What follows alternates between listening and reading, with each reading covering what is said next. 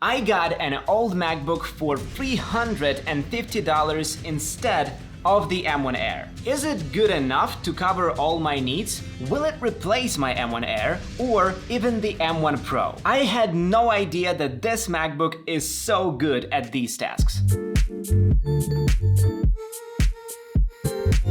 The last 2 weeks, I've been using this MacBook with the glowing Apple logo as my main laptop. I moved all my data from the M1 Pro and M1 Air models and just started using it. And I gotta say, it felt surprisingly good for many of my tasks. I spent up to 20 hours each day on this machine, and I definitely have something to say. For the sake of the experiment, I decided to get a used one almost blindly, so that I can point out some mistakes you can avoid. I think this is way overkill comparing this old body to the 16-inch M1 Pro, so let's take the M1 Air as our main competitor, because it's 13 inches as well, it's also portable, we know that it's almost as powerful as the 13-inch M1 Pro, so let's pretend that it's in the same weight category. Kind of. The MacBook I got is not in the best shape. It's obviously been through a lot, lots of scratches on the body, one of the rubber feet is missing, but I can get a new one easily, the cable is mostly yellow colored, but really I don't care, and I can use it for about 3 hours straight on a single charge. Which is weird. But let's check out the amount of charging cycles, and here we have almost 2000. This is not great, but it's fine for the experiment. In your case, I would consider getting the MacBook if it has less than 1000 cycles. Any number above basically says that the battery is slowly but surely dying, and it's not worth getting it unless you want to use it for about a year or two. Everything else works just fine on my new old MacBook, and you will be mind blown by the results. I also recommend going to System Preferences and Apple ID, then iCloud. Make sure there is no Apple ID connected to this Mac, and make sure you know the user's password. Sounds obvious, but it might save you and your money from a bad deal. And then just clear this Mac and reinstall the macOS manually to make sure you have a brand new system installed and there are no connections to the previous owner. Am I disappointed that I didn't get the 2015 model? No, not at all. Yes, it kinda has a better processor, better performance. However, if you put the 15 and late 13 model on a benchmark, you will realize that it's just 20% better, but the difference in price is almost 40% between these models. Therefore, the late 13 model seems like a better investment.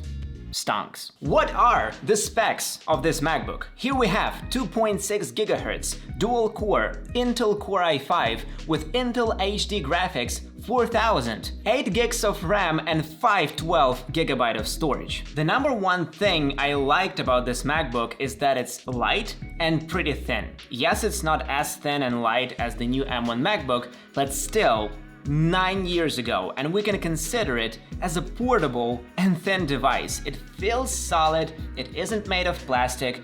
You know, it's still made by Apple. You can feel the quality in every part of this device. I know that I can easily travel with this device, having no problems whatsoever. And that makes me happy. Now, the screen. It's 2560 by 1600 Retina display. Sure, the screen of the new M1 Air is better, but the color accuracy of this 9-year-old MacBook is fantastic. Viewing angles are great. I feel very confident doing simple color correction on this MacBook. It's not bad at all. 9 years, guys. So the screen, no complaints here, I love it. I enjoy how the keyboard and touchpad feels on the M1 Air, but what about the late 13? Both the M1 and late 13 feel great. I can spend hours typing on both devices. After all these years, it works like a new one. The touchpad is great, but not as great as the new one. It's not as big, and you have to press on the bottom side of it. You cannot press the entire surface.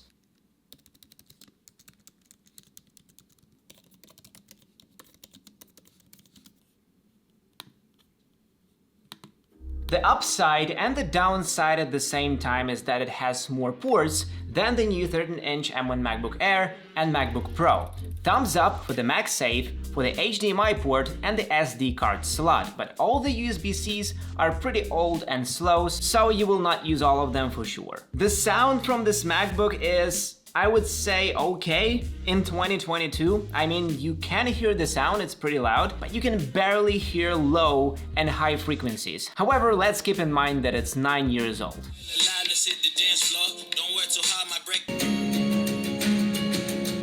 8 gigs of RAM on this MacBook is enough for most of the basic tasks. You can literally forget about the amount of pages and windows you have opened up. It will handle almost anything unless you start throwing something heavy at it, like Premiere Pro. Task number 1 is going to be Premiere Pro. It's one of my YouTube videos that I shot on the Sony FX3 1080p 10-bit 422. It's 12 minutes long, color grading applied, and let's see how well this footage is playing back. Even on the M1, we can see some freezes here and there, but once I switch it to half resolution, it plays back smoothly. And now, the late 13 MacBook.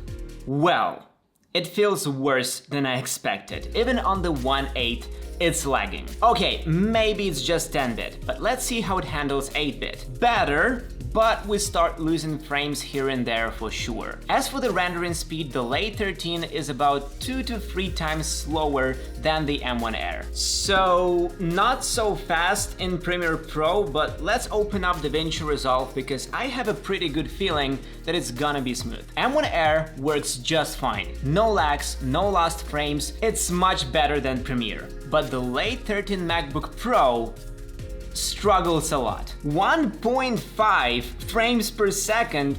What, are you kidding me? I can't even...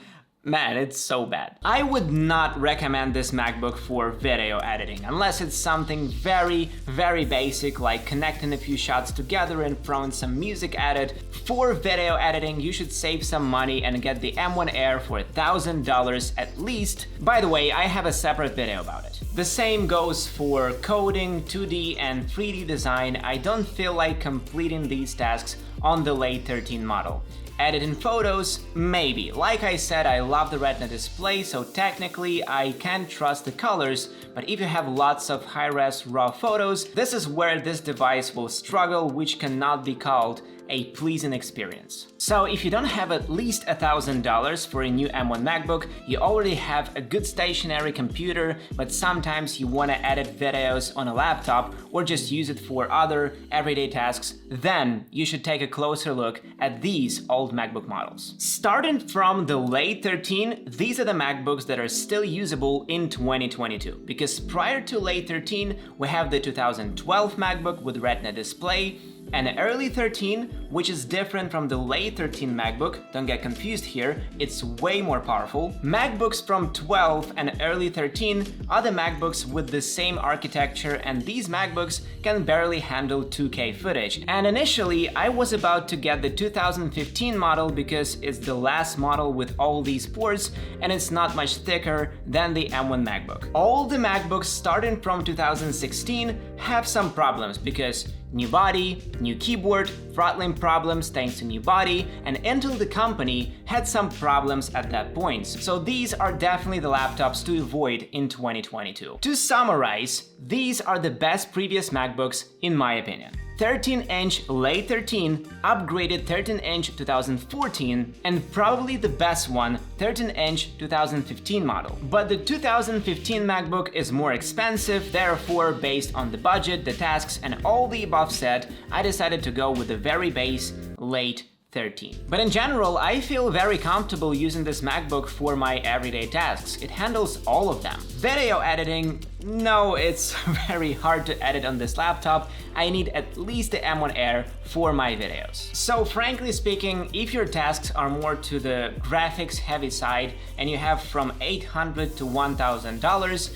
you should get at least the new or used M1 Air. This one is very powerful, and yes, you can get a used one for about $800. I'm not kidding. And this video explains why the M1 Air is one of the best laptops I've ever had. Go ahead and watch it. Smash the like button if you liked the video, and see you in the next one.